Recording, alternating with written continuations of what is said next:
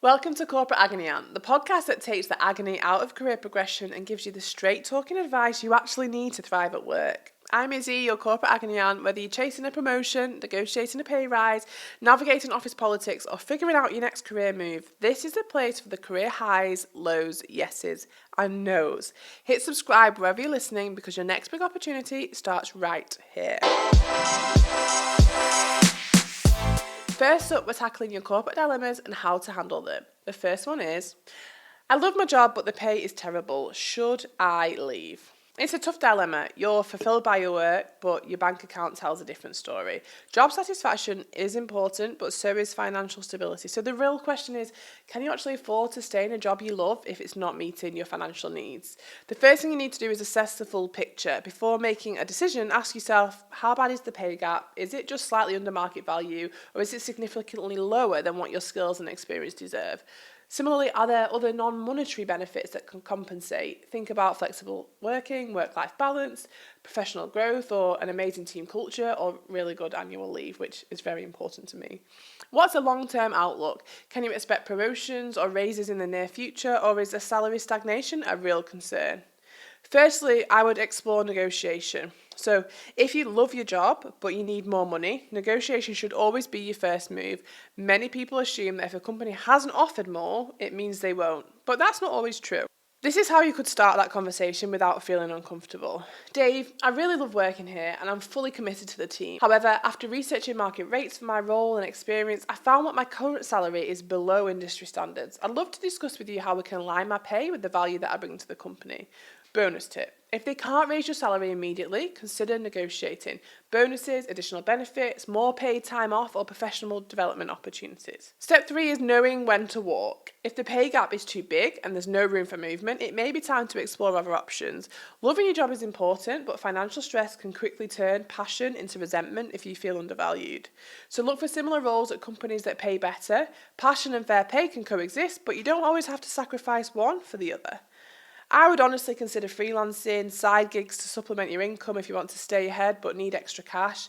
And remember, your loyalty should never come at your own financial expense.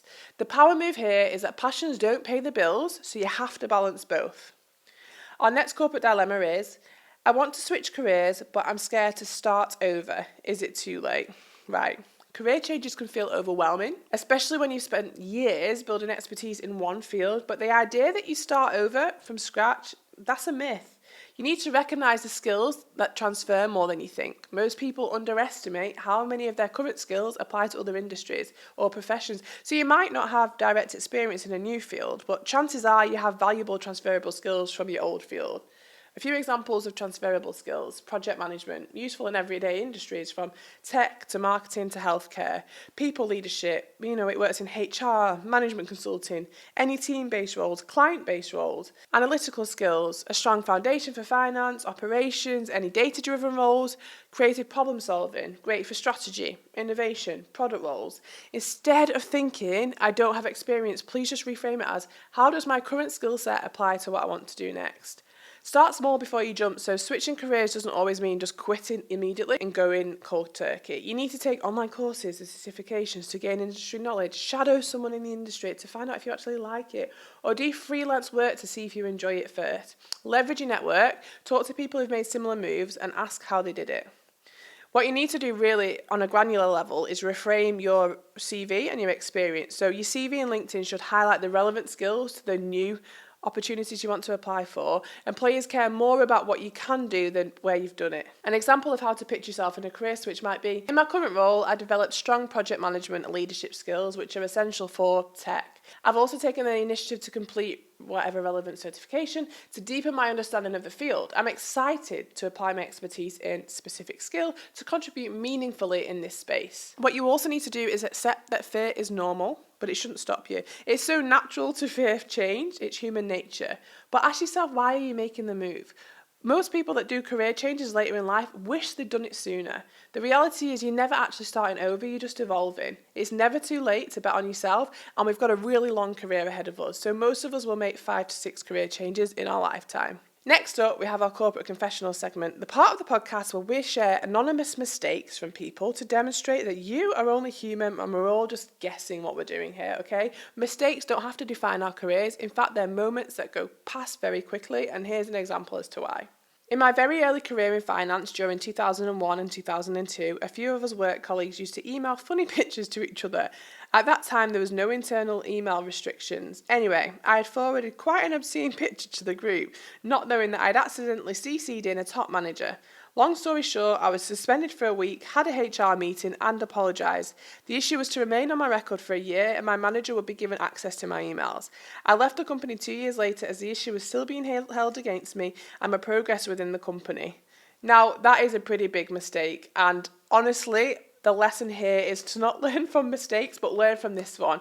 Sending anything on internal comms or emails that is not appropriate or not professional can really get you in hot bother, and companies really do reserve the right to punish you at their discretion in terms of penalties, disciplinaries, time out of the office, suspension. So if I was you, the best place to go is to not do any of this. Even if your colleagues are doing it, don't join in. Ask to be taken out of email chains. Remove yourselves from group chats. Please don't be complicit just by being a passenger. Next up, we have our interview power move masterclass. Now, something I get asked all the time is how to nail a pitch deck during a presentation. More and more companies are asking us for pitch decks for interviews, and it involves a presentation which can honestly be daunting, but with the right approach, I think this is one of the best opportunities to make a lasting impact.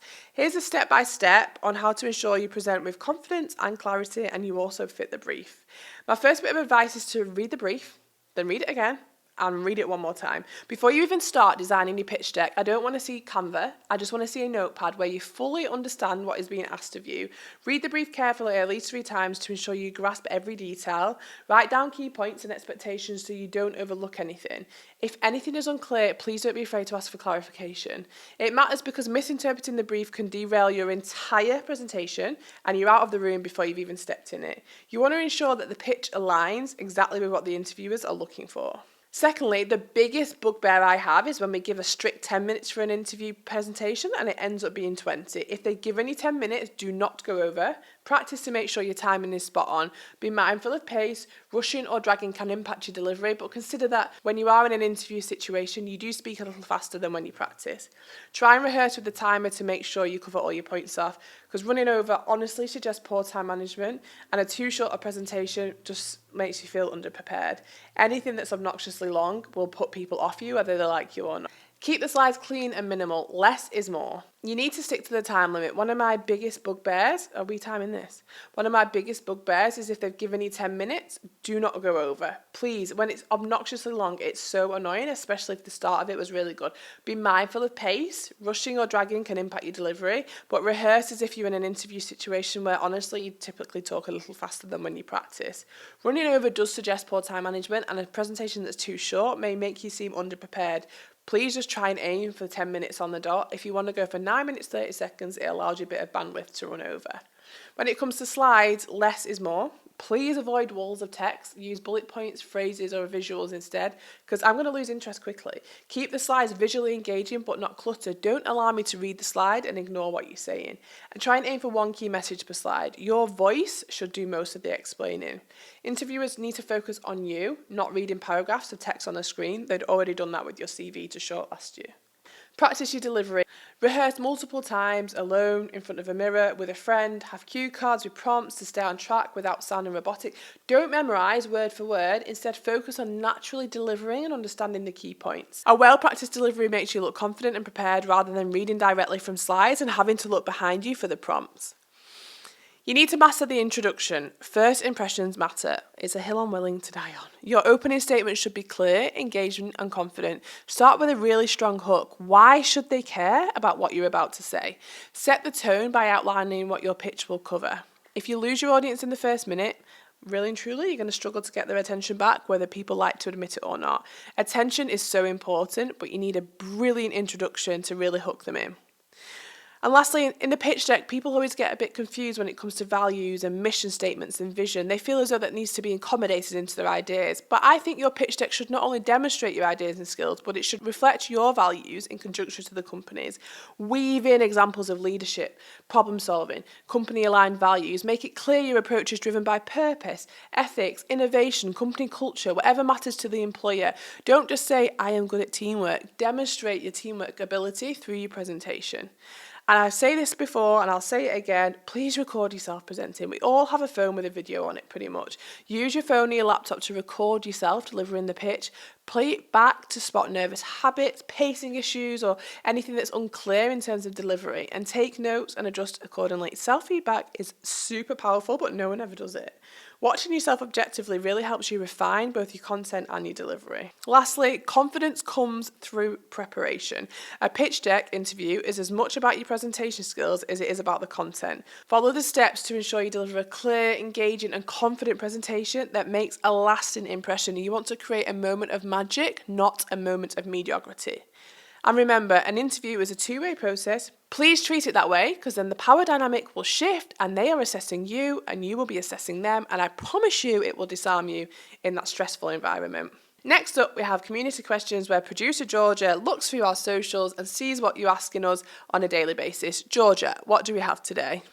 I need help with articulating my thoughts in work. If you want to articulate with more eloquence, what you need to do is work at that. When did you last work at how you speak? I can guess that it was never. Yapping to your friends on the phone is riddled with colloquialisms and lazy speech, assumed speech. It doesn't help you practice. You need to practice a way that emulates a meeting environment or speaking with colleagues. Some of the best things that I do in terms of enhancing my vocabulary, the way in which I speak, my pitch, my pace, my volume, my tone, my intonation, is by mirroring or listening during podcasts. So someone whose delivery I really enjoy in terms of podcasts and who speaks at a similar cadence to me is Stephen Bartlett. I will listen to his podcast and think about how he speaks. I will listen back to recordings I have done on podcasts. I will listen back to videos I've done, and I will assess how I speak, and I will actively try and change facets of my vernacular and my vocabulary. Practicing how you speak is a really important skill. There are so many incredible TED Talks on public speaking, and we hold public speaking as this really high thing that we hold in high regard, but everything we do on a daily basis is public speaking. Calling to dispute a phone bill, public speaking. Going to the gym to sign up for a membership, public speaking. There are so many instances where speaking in public is part of our daily life that actually investing time in it will permeate everything that we do, not just our professional life, but our personal life too. How was that, producer Georgia? Amazing. Have you got any tips for a generalist? I jump between startup, consulting and e-commerce, all in different roles. I think if you are a born generalist like I am, you need to embrace that. You need to be unapologetic in your generalism, but in order to do so, you have to be able to articulate it. You have to be able to say and pitch why it is that you are the type of person that is a safe pair of hands that can turn their hands to anything. Because in this day and age, a generalist has a huge space in the workplace. With automation and technology coming in, people need generalists to be able to apply more broad brush projects, implementations, plans and strategies, rather than just the really niche things that specialists are able to do. There'll always be place for specialists, so this is no hate to you. But if you find yourself as a jack of all trades and feel like a master of none, what you need to master is your generalism. What you need to master is your ability to turn your hand to most things and do a really good job, because that is a brilliant skill. If I'm a CEO with a reduced budget for staffing and I'm looking at who to hire from a lineup of candidates, and candidate number 10 can demonstrate time and time again when they've flipped from this industry to this industry, to this profession and to this one, I'm going to take a punt on them because they have proven a track record of being a generalist and generating results. It's all about results. Specialisms are fantastic. I wish I had one, but I don't. And we just need to learn how to embrace our generalism. The fact that that person has jumped from X, Y, Z industries just demonstrates to me that they are one of the most adaptable, flexible, diligent hires that I could hire. And I would love to have them on my team, quite frankly. How was that, producer George? Yeah, that was great. I've got another question that a lot of people might be able to relate to. Mm-hmm. I'm so stressed and constantly afraid people at work like to work with me. Mm-hmm. People at work like to work with people that make their jobs easier. Stop focusing on whether that person likes your outfit, the television or Netflix shows that you watch at night. the choice of boyfriend or girlfriend that you have. No one cares about that. The thing that people care the most about, the thing that is the most underrated skill at work, is being easy to work with and being helpful. Focus on that. People will learn to respect and like you on that basis, and then the little anecdotes and the friendships and the softer skills and communication can come after. So often we central our worth around what people at work think about us personally. You need to stop caring about that. You need to care more and above and beyond what they think about you professionally, because that is fundamentally what will contribute to your growth and your career progression. It's so nice to work with people that we want to like us, but let them like you for the right reasons. Let them like you for your work. Let your work speak for itself and build relationships after. I promise you, in 5 years, you'll barely know these people. You'll wish you'd not spent time worrying whether they like you or not, and you'll just wish that you were doing great work you can be proud of. I promise you, try and decentralize yourself from those people. Is that it for today? Yeah, that's great. Thanks, producer Georgia. That's it for today. I hope this episode helped to kickstart your career glow up. Don't forget to hit subscribe so you don't miss any of our future career tips and tricks. Share this with a friend who's also navigating their career journey or job hunt, and let's build an unstoppable community of professionals who know how to win in the corporate world. There are extra resources on my website and the links in my bios to help you land your dream job and tackle your corporate dilemmas one step at a time.